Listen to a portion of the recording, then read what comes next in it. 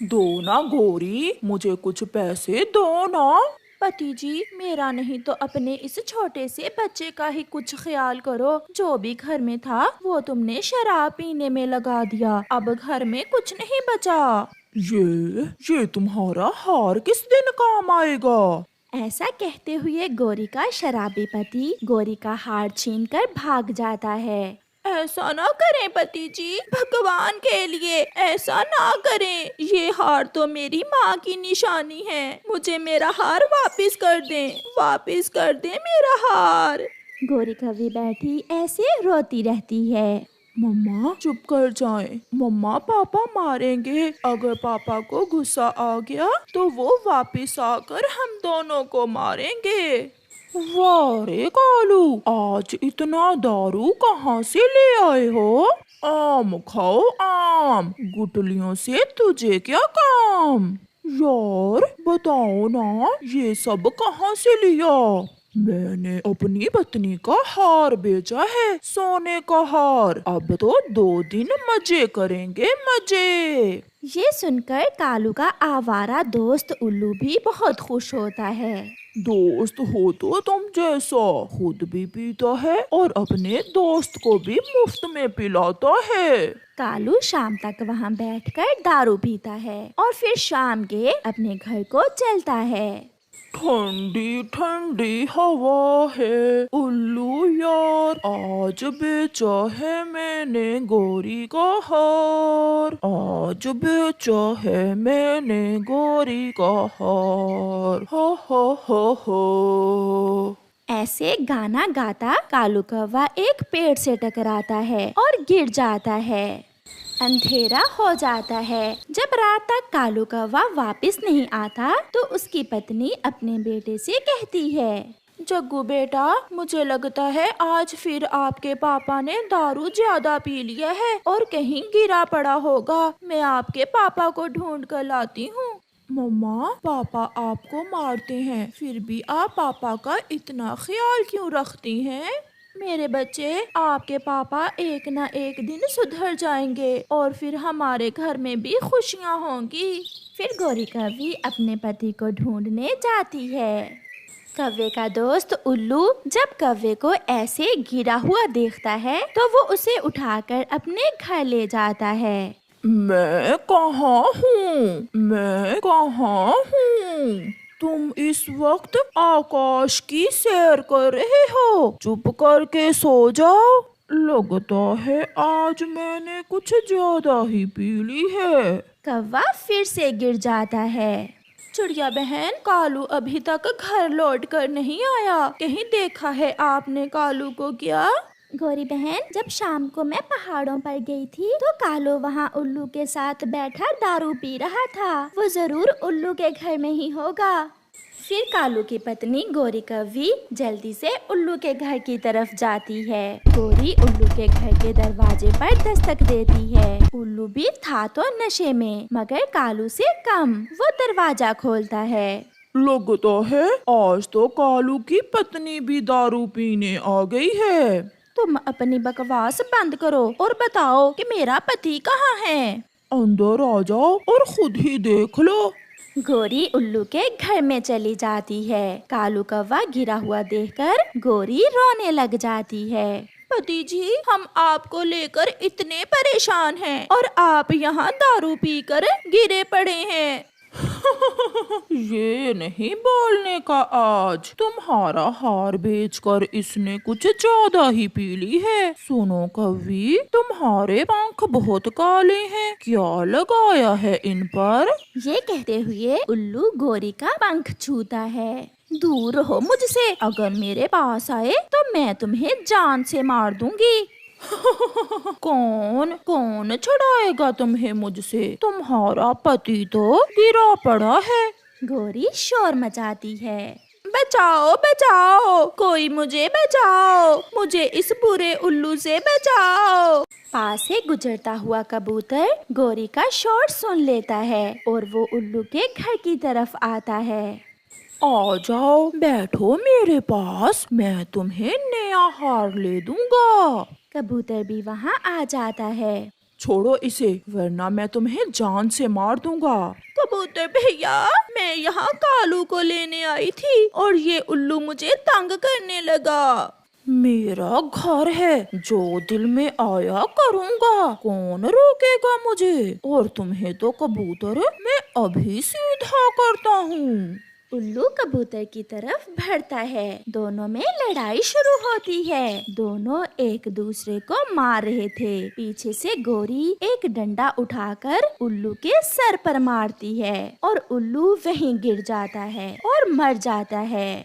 कबूतर भैया, अगर आप न आते तो ये उल्लू मुझे कभी न छोड़ता। गोरी बहन, ये सारा दोष तुम्हारे पति का है। चलो अब इसे घर ले जाओ। जब इसका नशा उतरेगा तो फिर शायद इसकी अकल ठिकाने आए। फिर गोरी और कबूतर कालू को उठाकर वहाँ से ले जाते हैं। गोरी बहन, अब मैं जाता हूँ। तुम्हारी भाभी मेरा इंतजार कर रही होगी।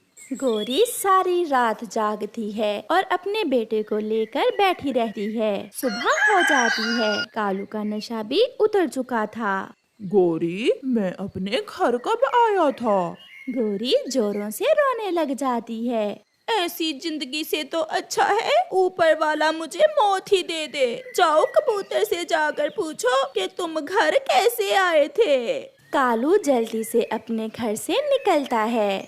थोड़ी दूर उसे चिड़िया और कबूतर बैठे हुए दिखते हैं। कालू वहाँ चला जाता है। बेगैरत कौवे, उतर गया तेरा नशा? कबूतर, क्या हुआ? मैंने नशे में तेरा क्या बिगाड़ा है?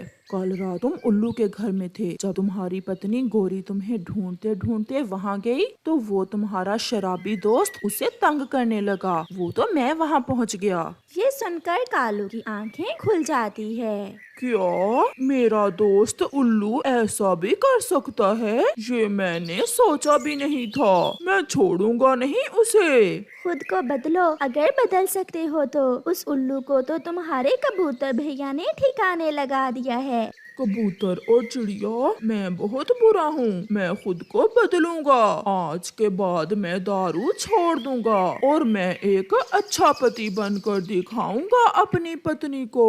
कौवा वहाँ से उड़ जाता है। ऐसे शराबी कभी सच नहीं बोलते। नहीं कबूतर, आज मैंने कालू की आंखों में सच देखा है। मुझे पूरा विश्वास है कालू अब खुद को बदल लेगा। कालू लकड़हारे के पास जाता है और वहाँ सारा दिन लकड़ियाँ काटने का काम करता है। अब ऐसे ही रोज काम पर आ जाया करना। ये लो अपनी दिहाड़ी। आज कालू ने पहली बार मेहनत से कुछ कमाया था। आज वो बहुत खुश था। फिर वो तोते की दुकान से मिठाई लेता है और अपने घर जाता है।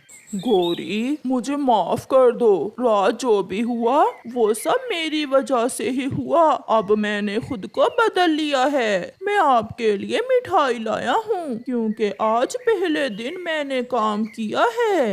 ये सुनकर गोरी बहुत खुश होती है। मुझे विश्वास था अपने पति पर। मेरा कालू एक ना एक दिन जरूर बदल जाएगा। पापा, अब आप शराब पीकर मुझे और मम्मा को मारेंगे तो नहीं? कालू अपने बेटे को गले से लगा लेता है। नहीं मेरे बेटे, आज मुझे पता चल गया है कि जिंदगी की सारी खुशियाँ घर और परिवार से ही हैं। फिर वो सब खुशी खुशी अपना जीवन गुजारते हैं। प्यारे दोस्तों, जो खुशियाँ अपने घर और परिवार से मिलती हैं, वो कहीं और नहीं मिलती। उस छोटी सी चिड़िया की माँ बहुत बीमार थी, इसलिए उसे दूसरों के घरों में काम करके अपने घर का गुजारा करना होता। माँ, मैं जा रही हूँ। आज मालकिन ने मुझे थोड़ा जल्दी बुलाया है। जाओ बेटी, और शाम को आते हुए मेरी दवा भी लेती आना। फिर वो छोटी सी सुंदर चिड़िया अपने घर से निकलती है। मैं बेमौसम का फल खाऊंगा। मैं तो आज आम ही खाऊंगा। बेटा, केला खा लो, एप्पल खा लो, जो मन चाहे खा लो, मगर बेमौसम के फल का मिलना बहुत मुश्किल है। गुड़िया भी अपने काम पर पहुंच जाती है। मालकिन, मुझे आज का काम बताएं मैं क्या करूं? जाओ और मेरे लिए आम लेकर आओ। आम, और वो भी इस मौसम में? छोटे मालिक, आम तो गर्मियों का फल है, ठंड के मौसम में आम नहीं मिलते। अगर कोशिश करोगी तो मिल जाएंगे। जाओ, तुम गर्म मौसम वाले जंगल में जाओ और मेरे बेटे की इच्छा पूरी करो, चाहे उसके लिए तुम्हें कितनी ही दूर क्यों ना जाना पड़े। मगर मालकिन, मेरी माँ। जो कहा है वो करो। अगर नहीं जाओगी तो तुम्हारी माँ की दवा के लिए पैसे भी नहीं मिलेंगे। फिर गुड़िया चुपचाप कव्वी के घर से चली जाती है। गुड़िया सोच रही थी कि वो कहाँ जाए, क्योंकि उसे तो अभी जंगल के रास्तों का भी अच्छे से नहीं पता था। फिर वो दूसरे जंगल में कैसे जा सकती थी।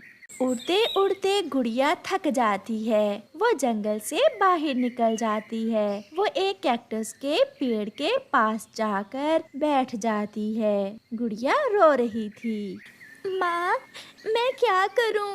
अगर आम ना लेकर गई तो गोरी आंटी मुझे काम से निकाल देंगी, और अगर उन्होंने मुझे काम से निकाल दिया तो मैं आपकी दवा कहाँ से लूंगी? गुड़िया की आंखों से आंसू टपक रहे थे। फिर गुड़िया को एक आवाज सुनाई देती है। चिड़िया, छोटी चिड़िया, चुप कर जाओ। तुम्हें आम चाहिए ना? मैं दूंगा तुम्हें आम। चिड़िया कैक्टस के उस पेड़ को बात करते देखकर डर जाती है। डरो ना छोटी चिड़िया, मेरे पास आओ और अपनी आंखें बंद करके जो मांगना है वो मांगो। मैं अच्छाई वाला कैक्टस का पेड़ हूँ। मैं हमेशा मुसीबत में अच्छे पक्षियों की मदद करता हूँ। फिर गुड़िया उस कैक्टस के पेड़ के पास जाती है और अपनी आंखें बंद करके कहती है, अच्छाई के अच्छे पेड़, मुझे आम दें।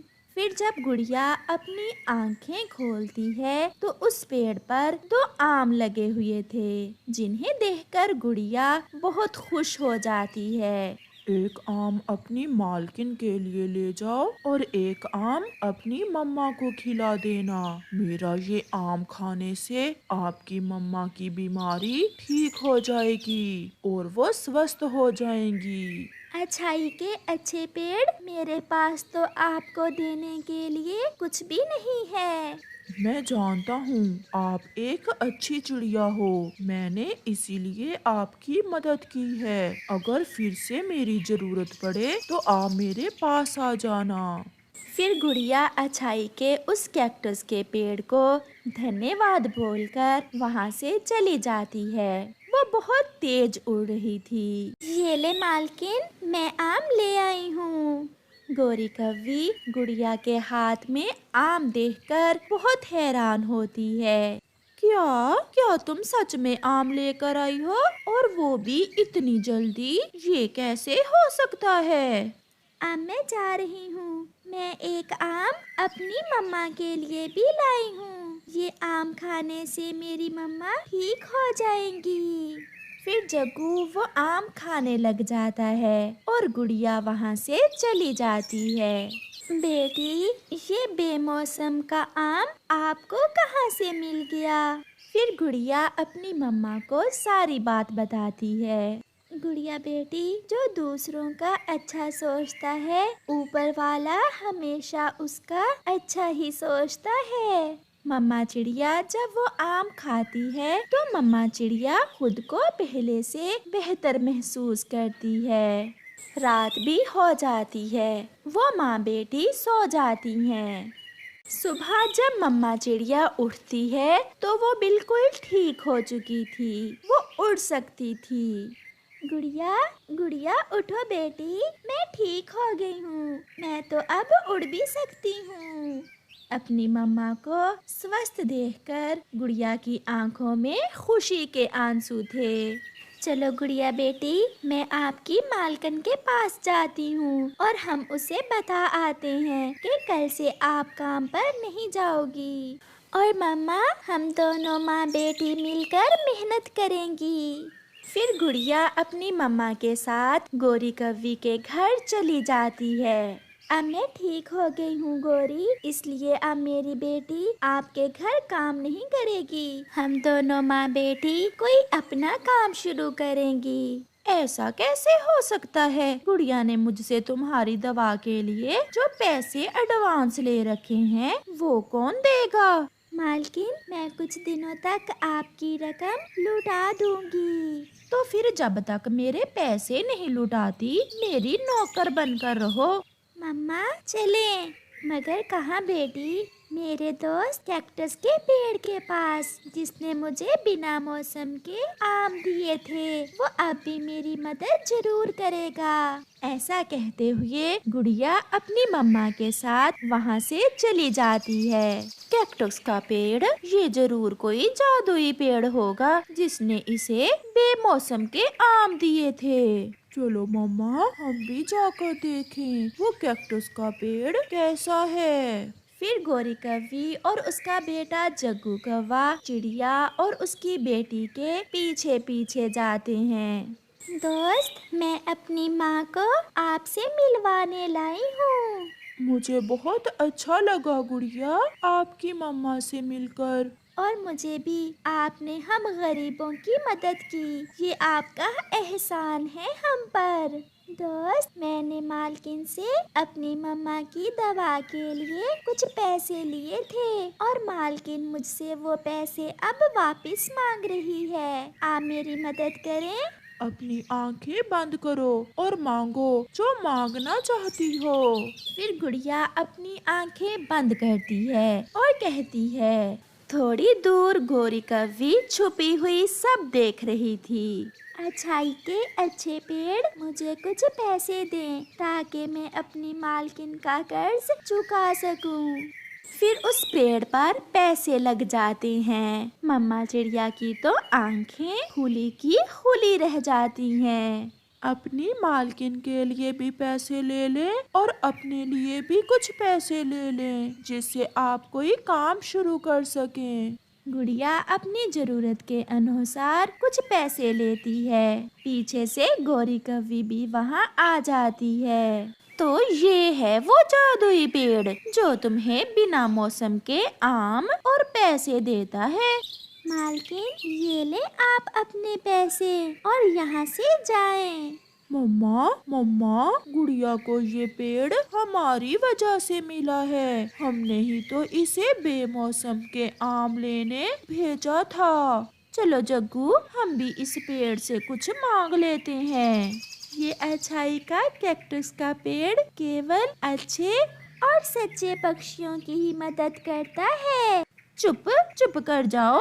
फिर गोरी अपनी आंखें बंद करके कहती है।